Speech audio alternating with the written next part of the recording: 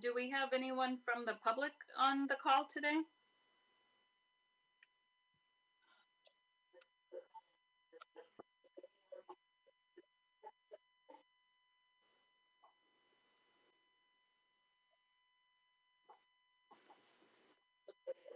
Okay, then we'll go ahead and call the meeting to order at 6:02.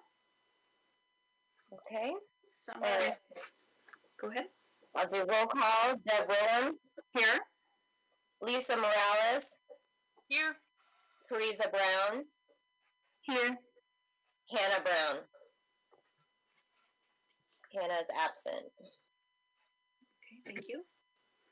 And we, just to confirm, we have no public comment on agenda items or on non-agenda items. Is that correct? Correct. Yes, okay. I checked email at 6:01. Nothing. Thank you. So I move to adopt the action agenda as presented. Lisa seconds.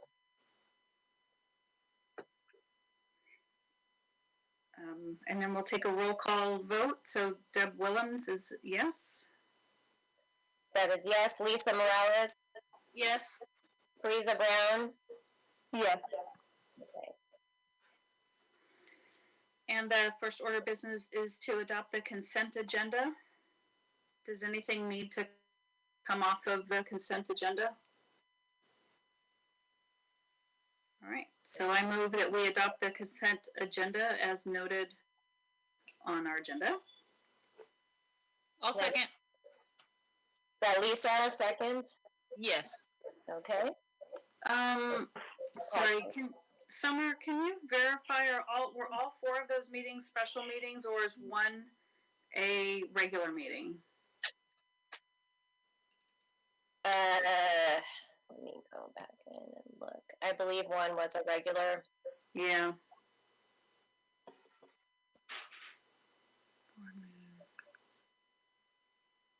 Can we amend the language on that? Yeah, do you know which one it was? I do not have it right in front of me. I can go into my email.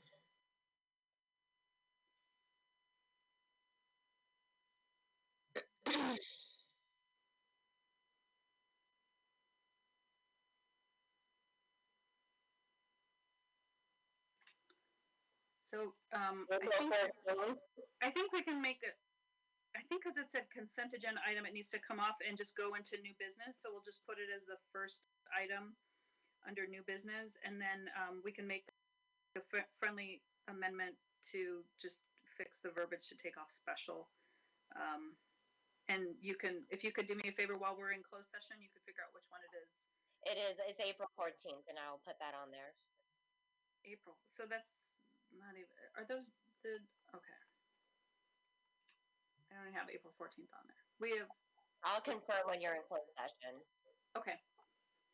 So we'll hold off on that then and go to closed session, and we can do the consent agenda. How about that? Sounds good. Okay. So I call to closed session. So we will step off the call for a couple minutes, go to closed session, and then we'll be back.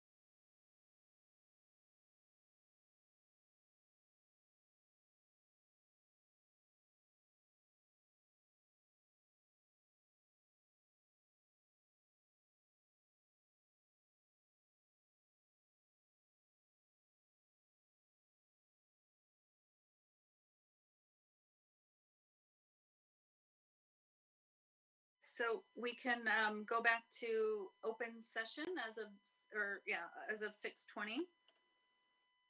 And we have nothing to report out.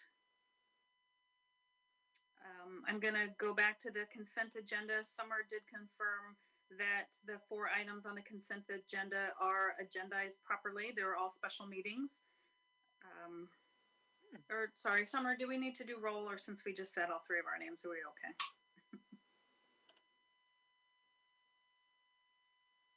Oh, is Summer there? Maybe she's on mute. We'll do roll call just to be safe. Okay, thanks. Deb Willems, Here. Lisa Morales, Here.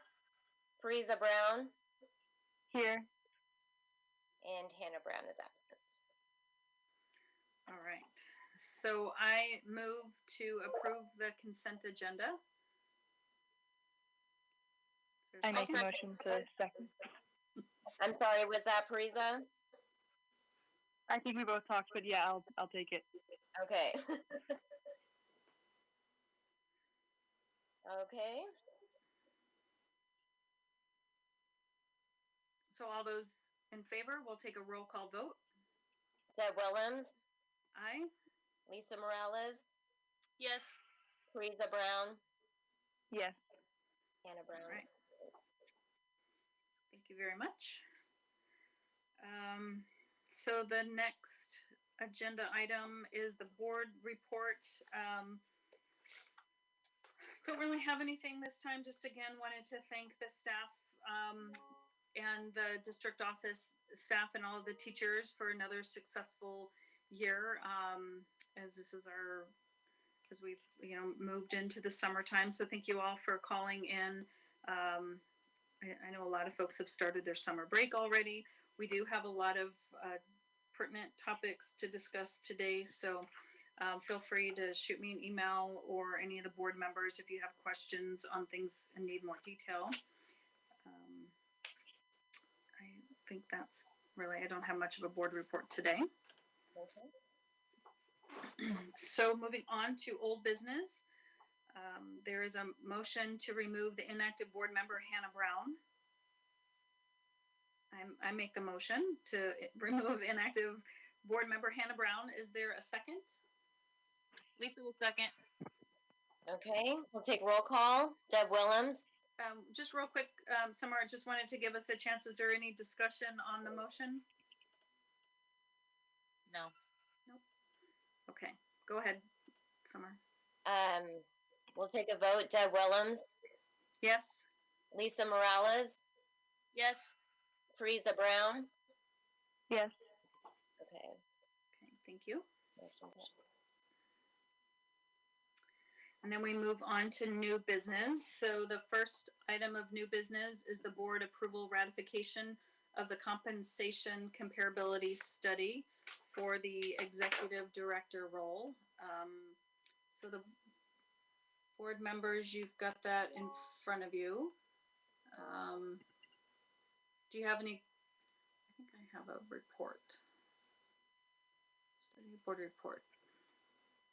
So there's a board report that goes along with it about the California Nonprofit Integrity Act of 2004 that mandates that the board review comparable executive compensation packages for educational executives, executive director or equivalent upon initial hiring for the executive educational role, wherever the executive's terms of employment is renewed or extended, or whenever the executive compensation is modified. In connection with the board's review, Olive Grove Charter School Executive Director's Employment Agreement, the board must meet this due diligence required by reviewing and adopting a comparability study. So the review is essential in order to protect Olive Grove and the board from IRS sanctions, excessive benefit transactions, and to establish a rebuttable presumption that the executive's compensation is reasonable.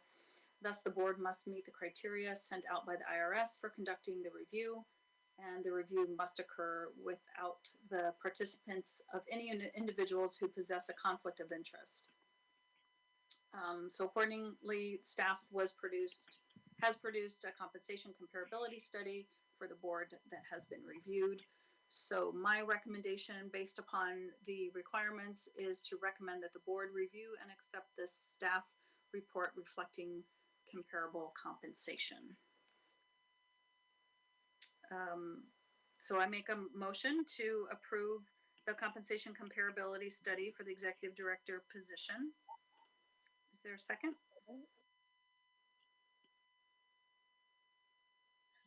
Teresa will second. Okay.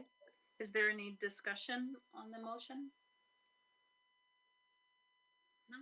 All right, we'll go ahead and vote. Okay. Deb Willems, Yes. Lisa Morales, Yes. Teresa Brown. Yes. Thank you. So the next is my oral report regarding the executive director contract. So as the next item on the agenda is approval of the executive director employment agreement, I'm required by law to indicate prior to any vote of the executive director employment contract that the contract has a term of 3 years, beginning July 1st, 2020 and ending July 30th, 2023, and provides the following: a base annual salary of $145,000, sick leave to accrue at the rate of 6.67 hours per month for a total of 80 hours a year, participation in designated employee health and other benefit programs and plans as are provided to the school's management employees, and a work schedule of a minimum of 224 days. I would also note that the annual salary is wholly in keeping with the compensation comparability study the board has received. So again, before we go on to approve the contract, I just wanted to give you all some more information. We're really excited to bring Meg Ryman to Olive Grove Charter School. Meg studied psychology and international studies at Northwestern University when then she attended the University of Pennsylvania, where she earned a master's degree in elementary education. She began her career teaching kindergarten in traditional public school classroom before moving to a personalized learning school with an educational setting very similar to that of Olive Grove. Overall, she has spent 19 years serving the students, families, and staff, first as a personalized learning teacher, followed by almost 19 years as the role of director of education. She is well-versed in non-classroom based independent study and charter school law and has built a solid network amongst chartered leaders throughout the state of California. So just wanted to give you a little introduction to Meg. So the next agenda item is to ratify and approve the executive director contract. I make the motion to approve the executive director contract. I'll second. Thank you. Is there any discussion on the motion? All right, so let's go ahead and make that vote. Okay, Deb Willems, Yes. Lisa Morales, Yes. Teresa Brown. Yes. Motion passes. Motion passes. Congratulations. I'm very excited to see Meg join the team in just a few weeks. It feels very anticlimactic. Can you spell the last name, please? Yes. RYDMAN. Okay. Thank you. Thank you. All right, I see that Scott has joined us. The next agenda item is approval of the budget. So let's get the motion on the floor and then we'll open it to discussion and you can go over it for us. So I make that motion to approve the 2020-2021 budget for the 4 learning centers as agendized. Is there a second? I'll second. This is Teresa. Thank you. Okay. Teresa. All right, so Scott, do you are you there? I am here. Thank you. Yeah, so you all should have a copy, a PDF of the budget that we've been working on. And I just want to take a few minutes just to, talk and make sure that all the board members are aware of what's going on in the economic climate and the state climate and all that kind of stuff. So um,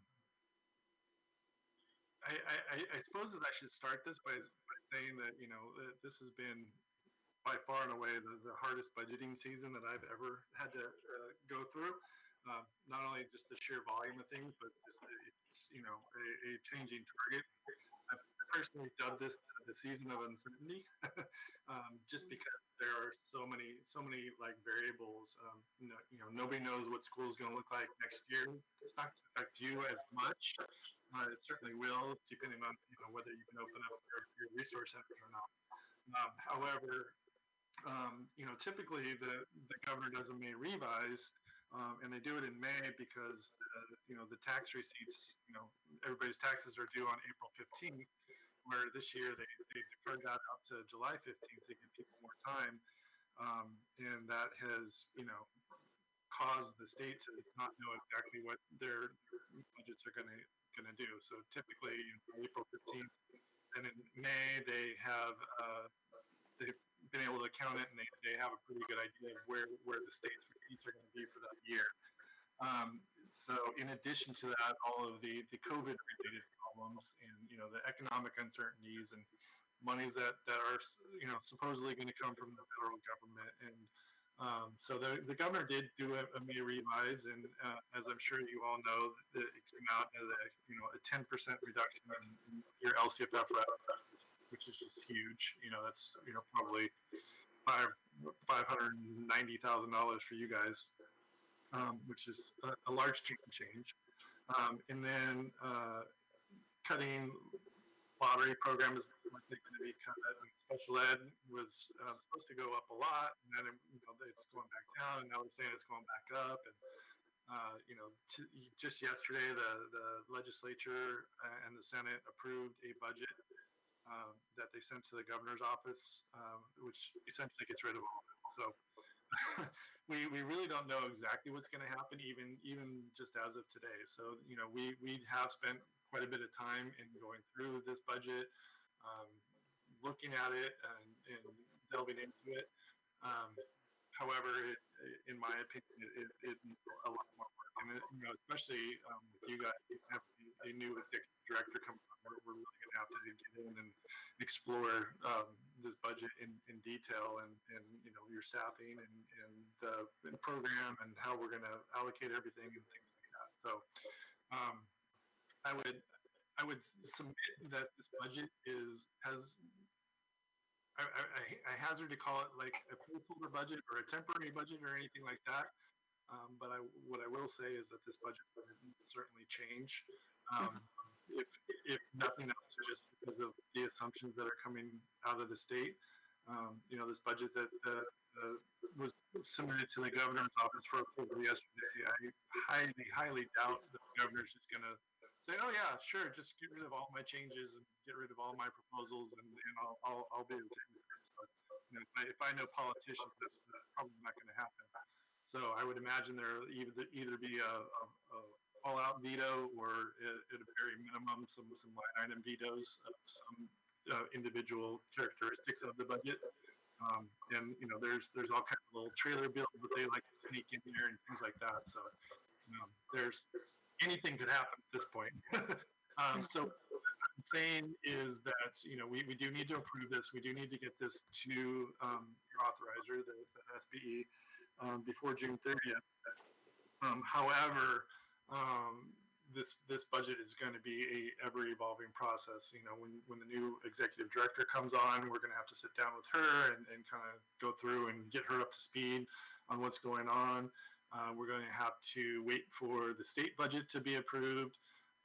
There are, federal monies that are due, that are supposed to be coming. I've seen one area where you're going to get, a couple $100,000 from one thing. There's another thing that there's another $283,000 that's supposed to come to you, which none of that is in this budget either. So, just those two line items alone would basically erase this deficit. but yeah, I mean, we need to really get in and sharpen our pencils and come up with a much better adopted budget. Um, so what I'm proposing is that, by the end of summer, I would imagine late August or early September, once all the tax receipts are in and once the government, gets there, and I'm not even sure quite how that whole thing is going to play out, but if they will do a revision to their budget sooner than January, I would assume if there are major things, it could get worse.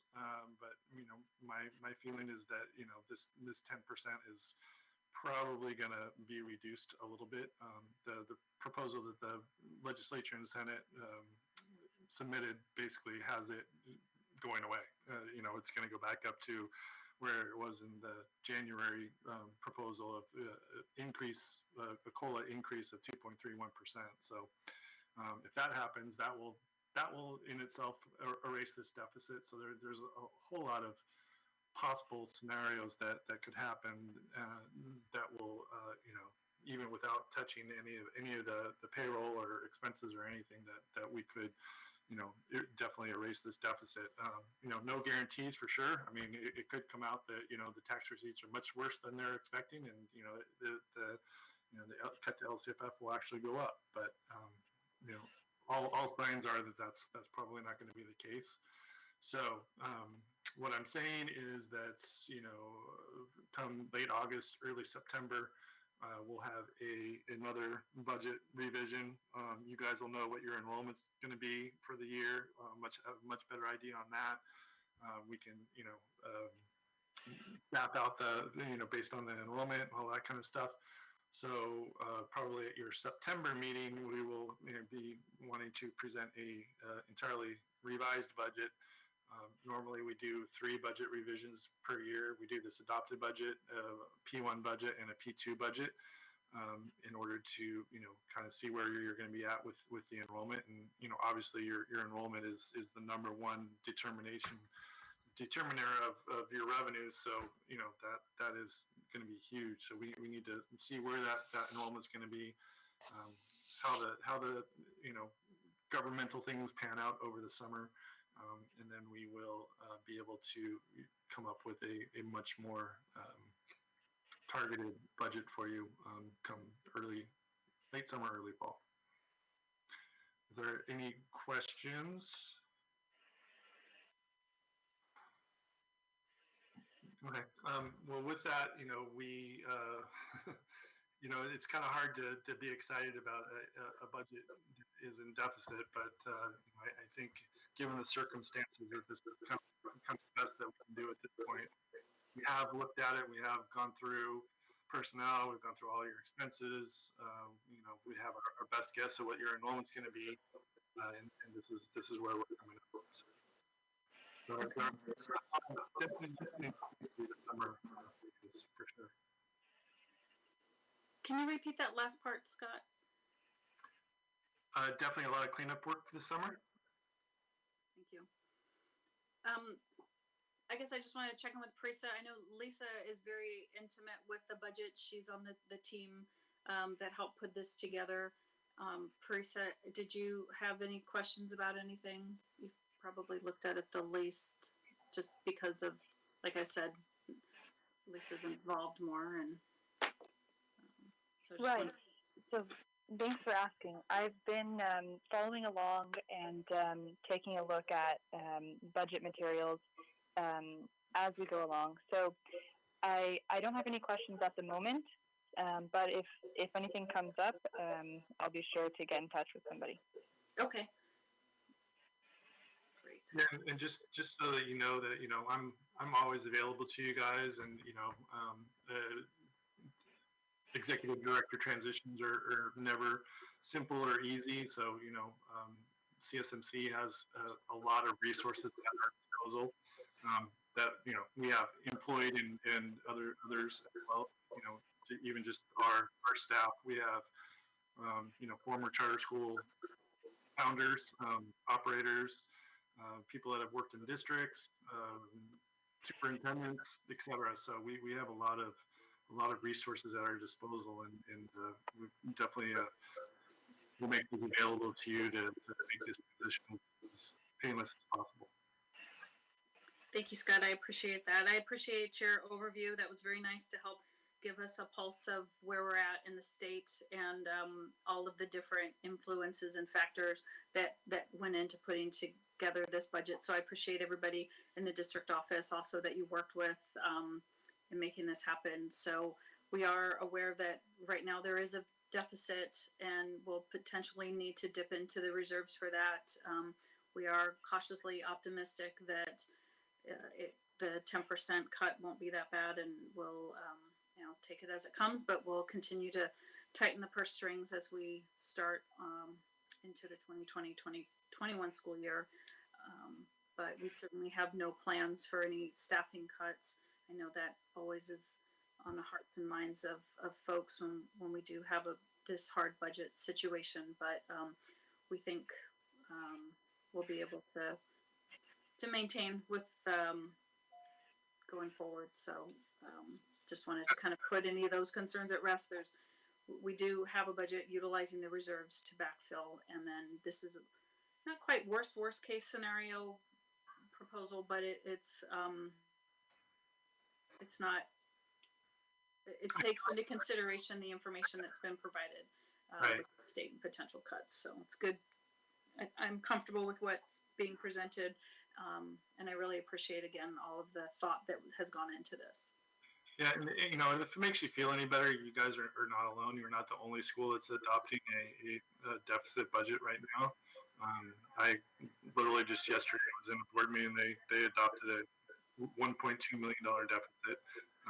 Just knowing full well that this situation is static and changing, and all the schools are in the same vein, and nobody wants to cut staff in order to have a surplus position in their own budget, especially with so much uncertainty and all the moving pieces and moving parts, possible interventions from the federal government and things like that. So yes, 100% correct. There have not been any staffing cuts, and we haven't tried to cut any of the expenses other than where absolutely necessary. So there has been a lot of thought, but at this point there has not been any wholesale slash and burn kind of budgets going on. So. Okay, well, with that being said, I think we're ready to vote. Summer, you want to take us around the room? So to speak. Yes, we'll do a roll call vote. Deb Willems, Yes. Lisa Morales, Yes. Teresa Brown. Yes. Okay, motion passes. Thank you very much. The next agenda item is actually two things. It's the approval of the Charter Safe and the Strong Mind contract. Did Candy join us today? I haven't heard her. So I guess we'll start with, I'll make the motion to approve the Charter Safe and Strong Mind contracts that were sent out to the board members. Is there a second? Yeah, Lisa will second. Thanks, Lisa. Is there any discussion or questions, or do you want a presentation on either one of the topics?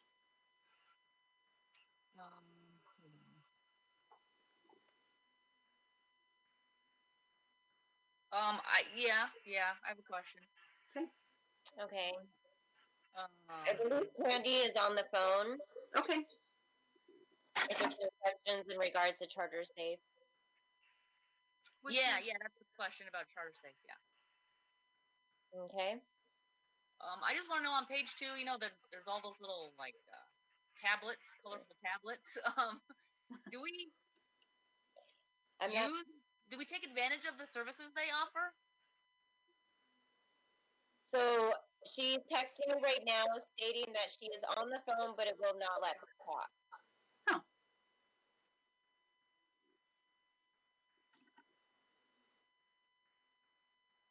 Oh, she probably doesn't have the other number.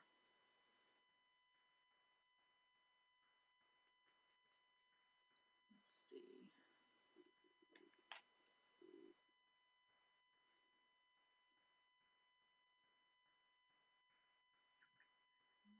So can we ask her to join the hangout? Yeah, or can we get her the right number? Oh, thanks, Marty. Try to get her number. Okay, good. Thank you. Do we want to skip over to the Strong Mind contract while we wait for Candy to join us? Oh. Candy, we can hear you now. Okay.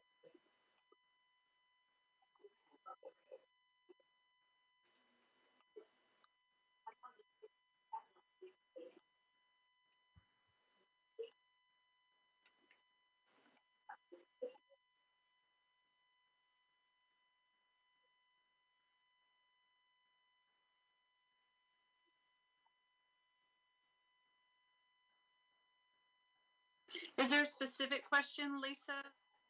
Yeah. Oh no! I mean, I didn't realize that they did all these things. They were saying, it's insurance, but I just thought that wow, that's a lot of services, and I hope we're using them. That's all.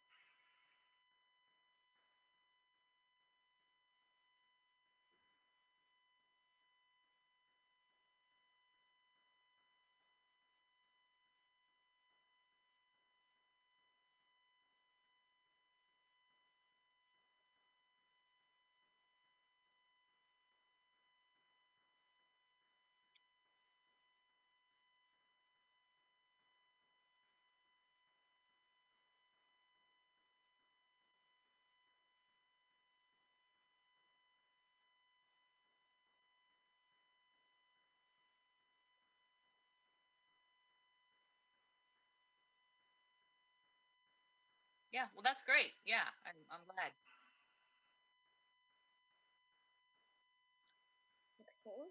Okay. Okay. Any other questions on Charter Safe? And then how about the Strong Mind contract? Yeah.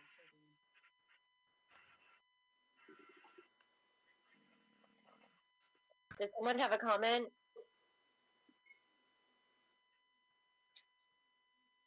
Oh, we're talking about Strong Mind now, right? Yes. Correct. Yes. I was just curious about how let's see, what page is that? Page 9 on Exhibit A, number 2, where they have a certain number of students. Mm-hmm. I was just curious as to how close that. I mean, is that like built in, like as a cushion? There's a little bit more. What if we go over? Do they allow us to go over? I just didn't know like how fixed those numbers were. I can answer those questions if you. Thank you. Yeah, this is Valerie McCormick. I'm Director of Curriculum.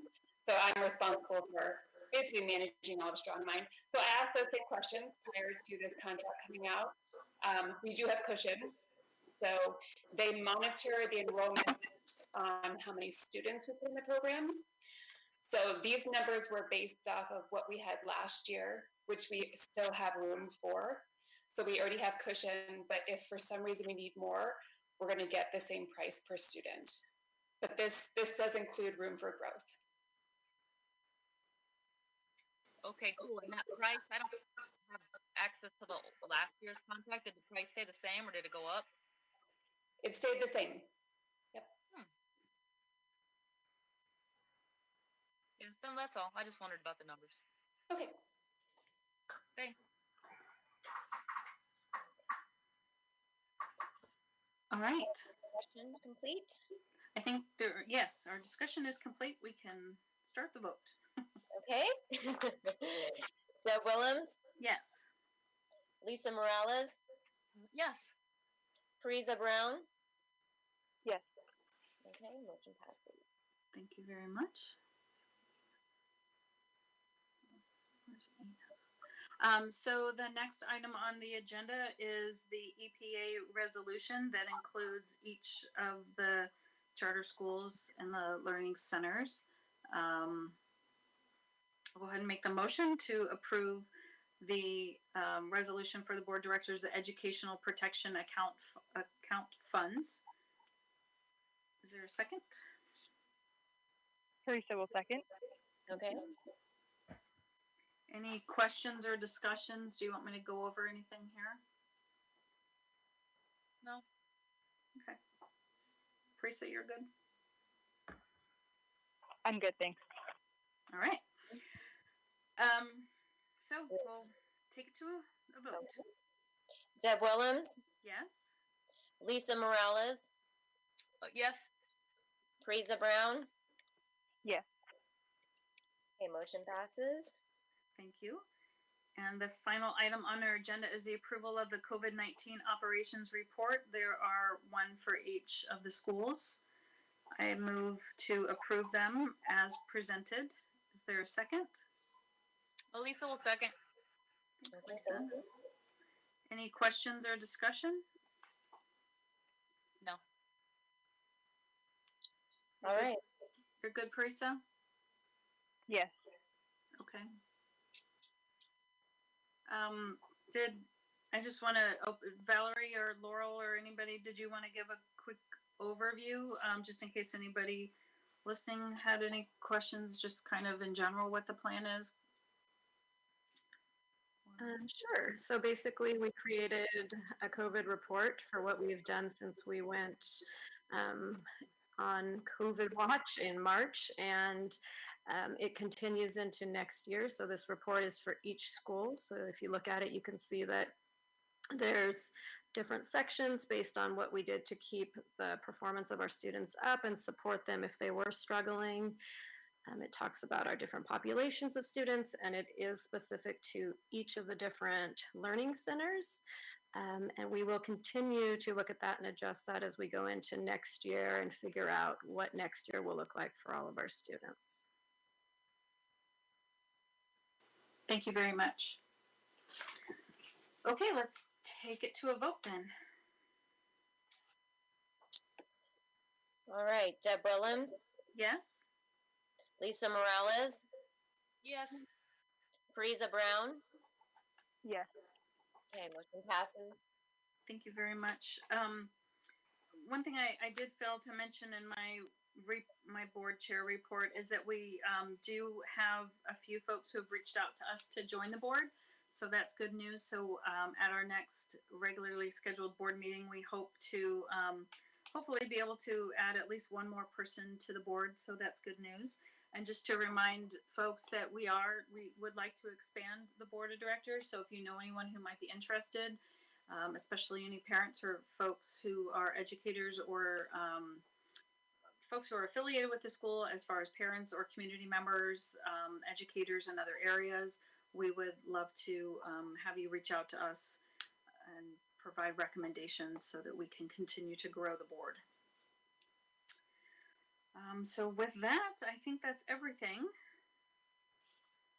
And we can call the meeting at 6:54.